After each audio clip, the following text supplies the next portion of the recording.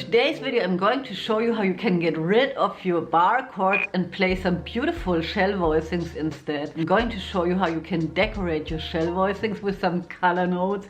Also going to explain how a 2-5-1 in major is working. I'm going to show you how you can improvise over them. I'm going to show you 2 licks, and last but not least I'm going to demonstrate a practice plan that you can use to practice your 2-5-1s in major every day, and in no time you're going to have it down.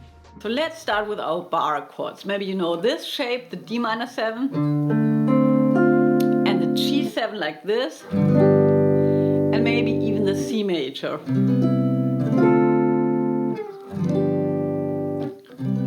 These are our bar chords, but they're not used a lot in jazz. I'd like to say they're not used at all. So let's switch to the shell voicings.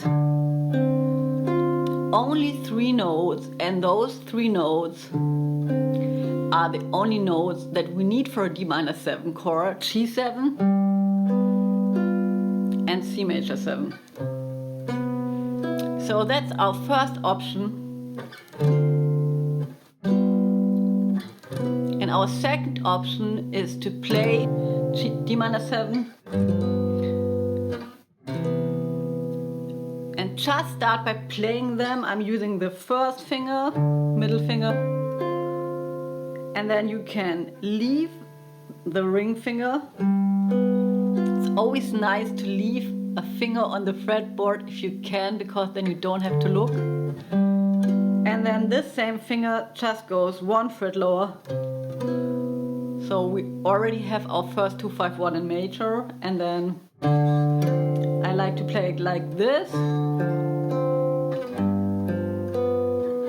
because like this I still can leave my pinky on the G string.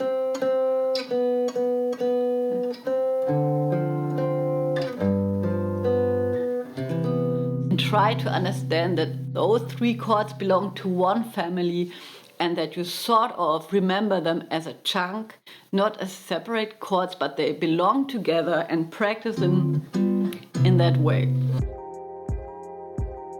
And so we can decorate those chords, because the shell voicings contain the root, the 3 and the 7, and they contain the most important notes that you need to play a chord, but we can decorate them with some color notes. Color notes, that means you don't need them, but they sound cool, right?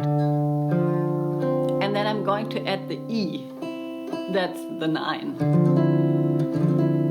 And then I'm going to leave the E,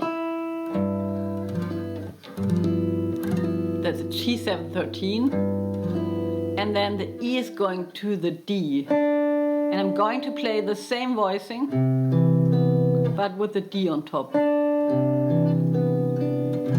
That's a C major 7-9 chord.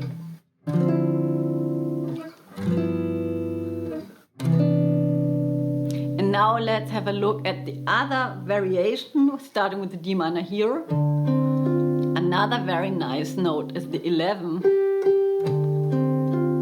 So I'm having another fingering, right middle finger, ring finger, G7 9 and C major. So the melody, there's a melody in it, right?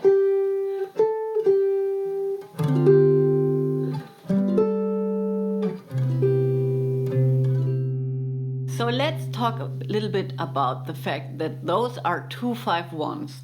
If you don't understand why those chord progressions are 2-5-1, you can start very easily by playing all the chords that belong to the C major scale, like C major, D minor, E minor,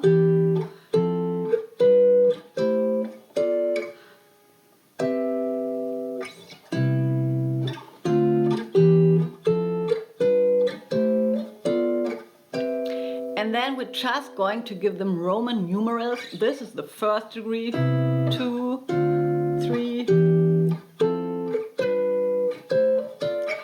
and then we're just going to pick 3 chords, the chord on the 2nd, the chord on the 5th, and the chord on the 1st degree, and put them in another order, in the order 2-5-1. So 2 D minor, 5, 1. And And now we're just going to use our shell voicings instead to the D, G the 5, and C the 1. And that's basically it. So all these chords that I just have been playing, they all belong to the family of the C major scale. And that basically means that all those chords only contain notes of the C major scale. There's not one single note that's not a part of the C major scale. So, and that also means we can improvise using the C major scale over all of those 3 chords.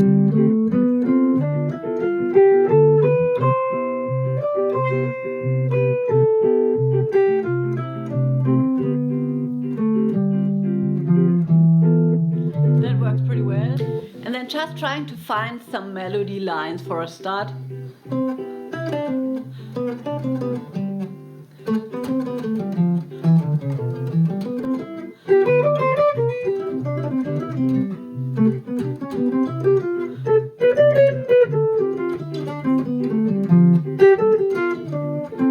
Never forget, if you want to learn jazz, it's always a combination of understanding the theory but also of playing, and you have to play to understand it, and the more you play it, the more you will understand it.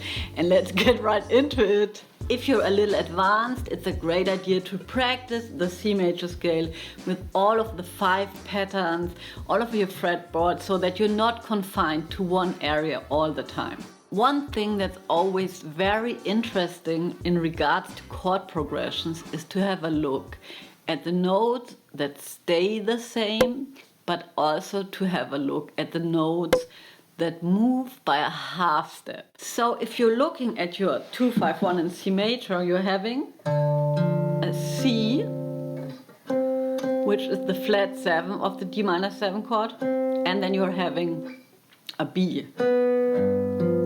And sort of this is very important. That is a connecting point between those 2 notes. And so let's find a line that works over this 2-5-1 and that uses this connecting point. So I'm playing a D minor 7 arpeggio up to the C, that's our flat 7. Now I'm connecting it to the next chord, the G7, going to the B, and then sort of playing a G7 arpeggio. Right? It's like just in another order. Ending on the flat 7 again, right? Like I did on the other chord, and then releasing the F to the E. And in this way I'm playing a line that outlines the changes of the chords that I'm playing, still only using material from the C major scale.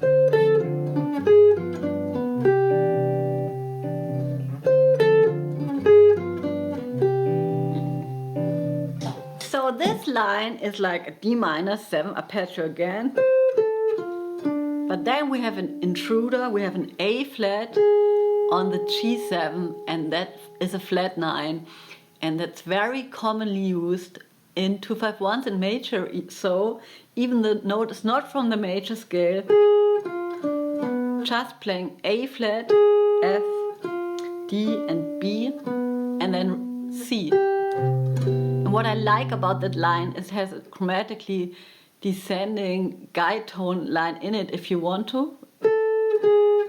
That's the guide tone line.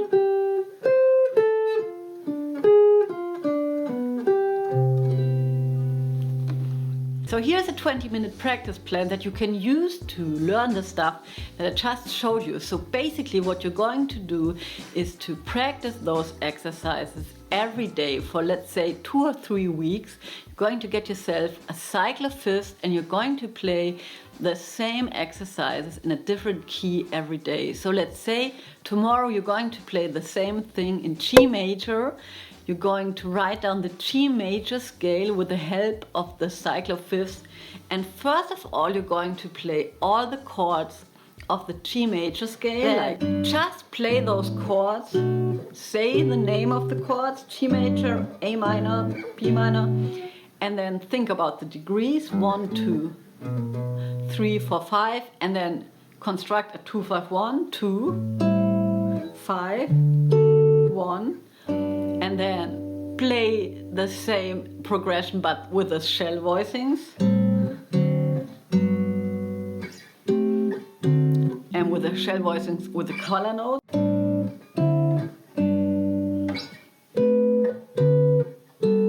Then record yourself a loop and improvise with the G major scale over those chords. So I hope I could help you a little bit. Let me know if you have any questions, just write them down in the comment section. If you like this video, you might also like this video about 2-5-1 in minor, and I see you next week. Bye!